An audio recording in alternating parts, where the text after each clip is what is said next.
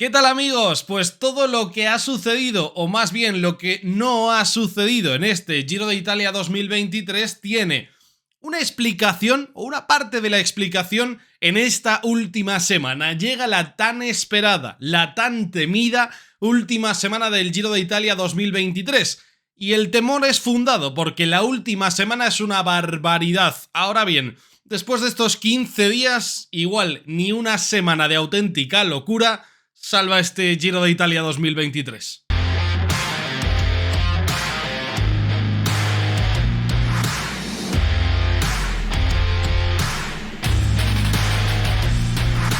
¿Qué tal? ¿Cómo estáis? Motivos se me ocurren varios. Todo lo que no ha sucedido en estos primeros 15 días creo que se explica por una unión de todo, ¿no? De la meteorología que han estado sufriendo los ciclistas, de la cantidad de abandonos, la vuelta del COVID, el abandono de nombres como Remco, como Teo, como Blasov, pero en su gran medida, o para mí en gran medida, y os lo dije desde el inicio, la culpa es del diseño del recorrido, que estaba muy centrado en esta última semana. Venimos de dos bloques en los que no ha habido ni siquiera dos etapas de montaña encadenadas en 15 días. El primer bloque se centraba en la contrarreloj y aportaba dos finales en alto en los que podía pasar algo y no pasó nada en ninguno. La segunda semana tenía la primera prueba de alta montaña real del Giro de Italia y pasó lo que pasó con la etapa cancelada y no sirvió para nada esa etapa, y un mini Giro de Lombardía este domingo, ayer, que tampoco sirvió para que viésemos nada entre los favoritos, con lo cual nos hemos quedado sin alicientes en los dos primeros bloques. Ahora,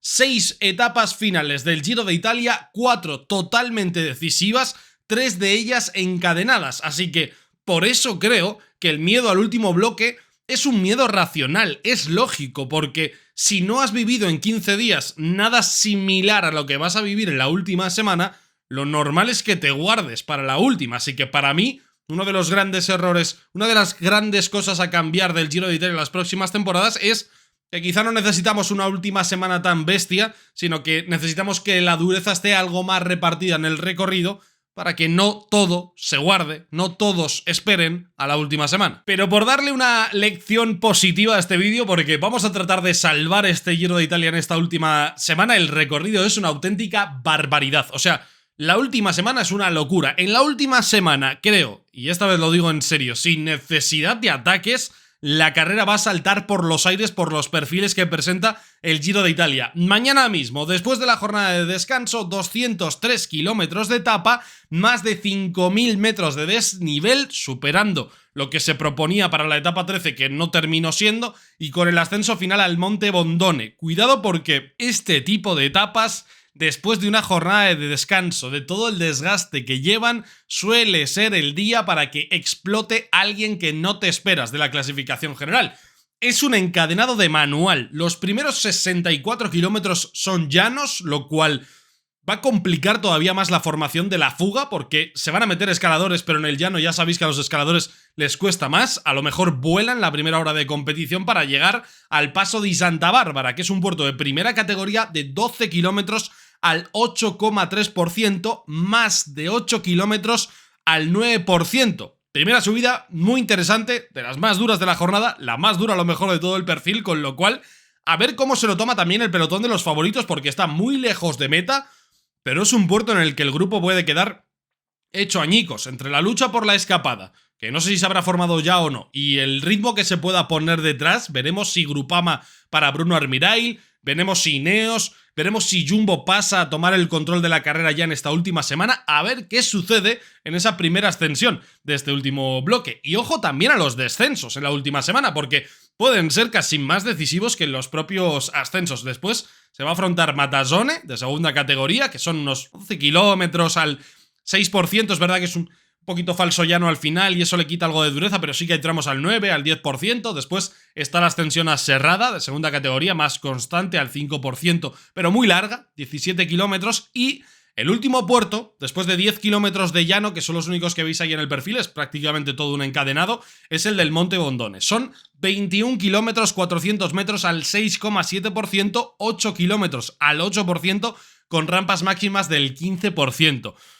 No es el puerto más duro de este Giro de Italia, eso desde luego, pero es suficiente para que haya diferencias. Hay tramos muy duras en la ascensión de del Monte Bondone y se viene de un desnivel bastante interesante acumulado a lo largo de toda la etapa. Son 200 kilómetros, no lo olvidemos, así que es terreno suficiente para que veamos cosas, para que empezamos a ver movimientos. Insisto, no es un puerto durísimo el del final, no lo es, creo que es un puerto duro, pero con todo lo que se lleva acumulado, suficiente para que veamos diferencias. Curiosamente, este último bloque del Giro de Italia nos presenta 4 etapones críticos, 3 de ellos encadenados que os decía, y 2 los más fáciles de todo el Giro de Italia, o en teoría los más fáciles del Giro de Italia por ausencia de montaña, por ausencia de complicaciones, por ausencia de nada raro en el perfil, ¿no? Por ejemplo, el miércoles vamos a tener esta etapa de, ojo, 197 kilómetros. Ahí está la complicación. Podía ser una etapa llana de 150, 140, 180, no.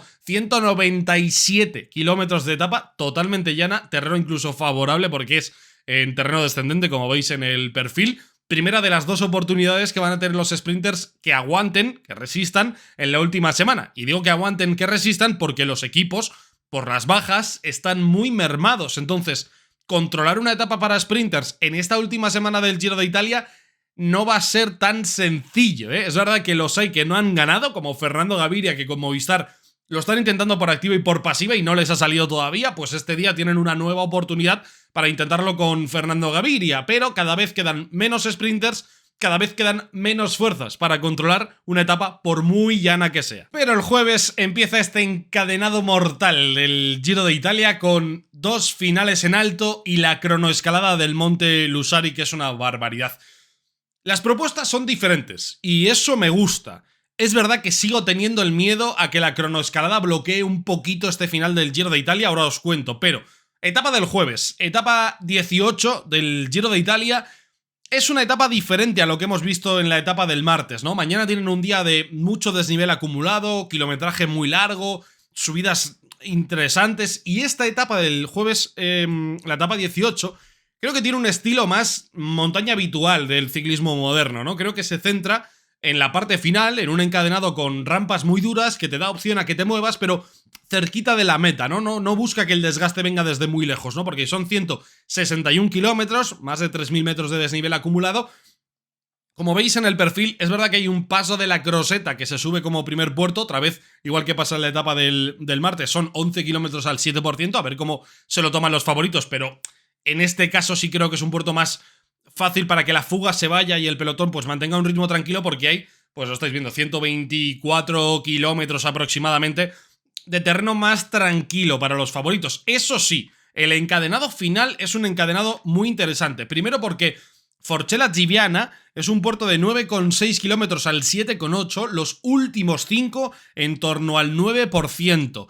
Se corona solo 26 kilómetros de meta. Ojo también al descenso, porque estando tan cerca de la línea de meta se puede jugar tanto para arriba como para abajo, porque como veis es un encadenado puro con las 2 últimas ascensiones, la de Coy y la de Valdizoldo, que es línea de meta. Coy son 5,8 al 9,7. Es verdad que tiene una parte más dura incluso al 10%, o sea que hay esas rampas en las que se puede hacer diferencia muy cerquita de meta, porque se va a coronar a menos de 6 kilómetros para la línea de meta, y luego Valdizoldo más llevadero, 2,7 al 6,4, ¿no? Es verdad que entre el ascenso, el descenso y tal, pues la subida final es lo menos duro, pero tanto Forcella Giviana como ese ascenso a Coy, que están a menos de 30 kilómetros de la meta, es un terreno ideal para que sin arriesgar demasiado, sin tener que volverse loco, sin tener que poner un ritmo imposible desde muy lejos, es un terreno ideal para que alguien se mueva y los gallos en primera persona pues busquen ese tipo de diferencias. Como estamos diciendo que este Giro de Italia está a tiro de bonificaciones, porque están todos muy cerquita en la clasificación general, este tipo de etapas a lo mejor salen mejor incluso de lo que nos esperamos, ¿no? Porque a tiro de bonificación, este día es un encadenado perfecto precisamente para pelear por las bonificaciones. Es verdad, no lo voy a negar, que con lo que viene el día siguiente y que con la cronoescalada, esta etapa 18 tiene un alto riesgo de no ser un día muy movido. Ojalá me equivoque, pero tiene un alto riesgo. Y es que el menú del día siguiente, el menú de los Dolomitas este año en el Giro de Italia, es lógico que provoque bloqueo y que te haga guardar ciertas fuerzas, porque Mira que no va a ser la última llamada al tren de los escaladores, porque es verdad que la cronoescalada le va más a un escalador que a un contrarrelojista, ahora lo vemos, pero este día es impresionante. 183 kilómetros, 5.400 metros de desnivel acumulado, 5 subidas con sus descensos, sin un metro llano entre ninguna de las 5 ascensiones, 3 de ellas por encima de los 2.000 metros, subidas ya de una entidad bastante seria. Este día es el día en el que te puedes dejar todo el tiempo del mundo. O sea, puedes haber estado muy adelante en la clasificación general, que si este día fallas, sin que haga falta que te ataquen, te vas a dejar una auténtica barbaridad de tiempo. Porque es que es un perfil que es de esta tradición del Giro de Italia que por este tipo de etapas, por esta etapa, por este día 19 de competición, hemos visto todo lo que hemos visto hasta ahora. Así que espero que este día esté a la altura, ¿no? Pero Paso Campolongo, el primero de las ascensiones que, bueno, veis que son 87 kilómetros subiendo. Ellos cuentan 3,9 de puerto al 7%, a 96 de meta se corona el primero de los 5 puertos. Importante saber que son 100 kilómetros de auténtica locura, que eso puede cambiar por completo el Giro de Italia. Después está Valparola, 14 kilómetros al 5,6 a 71 de la línea de meta. Descenso de Valparola y se afronta el paso Iau, que es ese puerto que es una auténtica pared, 9 kilómetros 900 metros al 9,3, ya ahora a 2.300 metros de altitud, a 40 kilómetros de la línea de meta, empieza a ser un punto clave en la etapa. En principio, y me detengo aquí, en principio la climatología, la meteorología, el tiempo respeta esta última semana, pero yo no me arriesgo a deciros ahora, a tantos días de esta etapa, que no vaya a sufrir modificaciones. La última vez que se quiso afrontar el paso Iau se hizo en 2021, ganó Egan Bernal aquella etapa, pero se quitó del perfil tanto Fedaya como Pordoi, ¿no? Que luego se intentó recuperar por la mala meteorología, hubo que aplicar el mismo protocolo que se intentó aplicar el viernes, aunque totalmente sin éxito. O sea, se aplicó, pero los ciclistas no tuvieron razón a la hora de pedirlo, con lo cual yo creo que los ciclistas, después de lo que pasó el viernes, de las críticas que ha recibido el Giro de Italia, de que se demostrase que no tenían razón en este caso ellos, pues supongo que les haga ser más cautos a la hora de pedir el que se acorte una etapa. Y si la meteorología dice que esta última semana va a ser más favorable, de un clima mejor para los ciclistas, pues entiendo que no se van a plantear acortar ninguna de las etapas. Pero voy a dejarlo en interrogante. Ya digo que la última vez que se pasó por Iau sucedió eso, o sea que, bueno, que lo tengamos claro.